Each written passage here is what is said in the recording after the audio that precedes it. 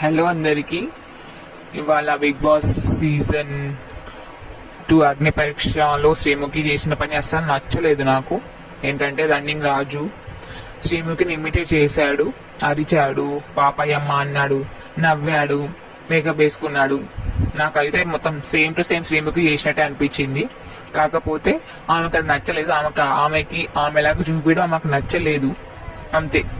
కానీ తను చేసిన మొత్తం సేమ్ మొత్తం చూపించాడు. దానికి కోపడం అవసరం అసలు. శ్రీముఖి దూరంగా జరుగు, చెంప మీద కొడతా అని ఓవర్ రియాక్షన్, చాలా ఓవర్ కంటే ఓవర్ రియాక్షన్ అనిపించింది. అసలు నచ్చలేదు. తన ఏజ్ కైనా రెస్పెక్ట్ ఇచ్చి ఉండాల్సింది.